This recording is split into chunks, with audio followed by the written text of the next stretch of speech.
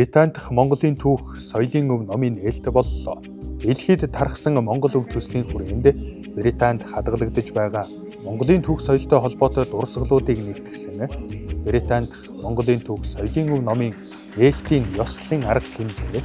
2026 оны 2 дугаар сарын 23-ны өдөр Монгол улсаас бус улсад суугаа элчин сайдын яамд боллоо. Энэхүү бүтээлийн ерөнхий редактораар тус төслийн удирдагч Чингис хаан үндэсний музейн захирал академич чулуун ажиллаж, Британи талаас ерөнхий редактораар судлаач доктор Сьюборн,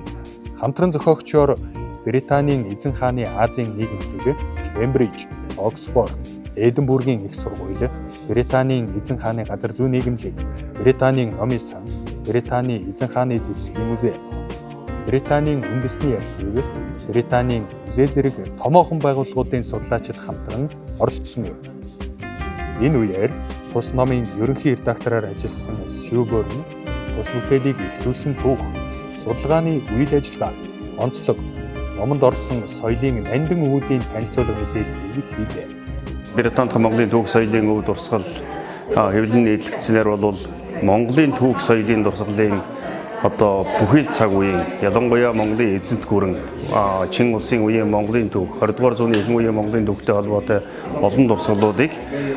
судлаачид түүх сонирхогчид үзэж судлах ийм боломжийг нээж байгаа. Нөгөө талаараа Монголын түүх соёлтой холбоотой дурсгалуудыг олон газраас цуглуулж цогцоор нь хэвлэн нийтлүүлж байгаагаар онцлогтой. 3-дугаарт Монголын түүх соёлын дурсгалын судалгаанд урд өмнө эргэлтэнд ороогүй олон судалгааны их сурвалжууд, ном материалууд, бичгийн болон эд үлгийн зүйлсүүд хэвлэн нийтлэгдэж байгаагаар онцлогтой юм аа. Өөрөөр хэлбэл дэлхийд даргасан Монгол өвийн хамгийн томоохон бүтээлийн нэг нь бол Британи дахь Монголын түүх соёлын дурсгал болно. Бус бүтээлд нийтлэгдсэн Монголын түүх соёлын дурсгалын 90 орчим хувь нь өмнө нь нийтлэгдэж байгаагүй бөгөөд эдгээрт өндөргийгэн зан улзрын бүтээл Дэмчиг, Мандал бурхан, Юан гүрний үеийн Монгол цэргийн байлдааны хэрэгсэл Борохой, Ил хаант улсын түүхэнд холбогдох Монгол хатны цүнх, Судрын чуулганы чимэглэл зураг, Хар хотоос зээлийн гэрээ, эм эмчилгээ гэх мэт бичгийн дурсгалууд. 1865 оны үед Монголд буддын болон Монгол бөөгийн засал, уламжлалт, ангаах ухаан хэрхэн дэлгэрсэн хийгээд тэдгээрийн совилхын маш сонирхолтой баримтууд Сайн оюун хаан Намнан сүрэнгийн, Их Британийн хаан 5 дугаар Жоржид илгээсэн захидал зэрэг нэн сонирхолтой бичгийн болон эдвэлгийн дурсгалууд багтсан байна. Мөн Британийн цуглуулгад орсон Английн эзэн хааны цамхаг ордон музейд их хувааран хадгалагдаж буй Юан гүрний үеийн Монгол дуулал, монголчуудын байлдааны зэвсэг Борохой,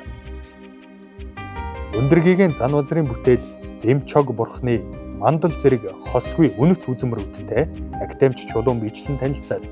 эдгээр үзмрүүдийг Чингис хаан үндэсний музейд нэгэн бэлэгт сайн өдөр залж үзэгслэн гаргах яриа хэлцээг хийсэн байна.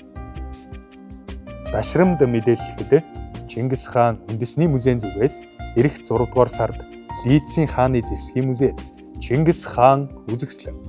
2027 онд Монголын эзэнт гүрний урлагийн нөлөөний тухай үзэгслэнг тус Британи улсад танилцуулахаар ажиллаж байна.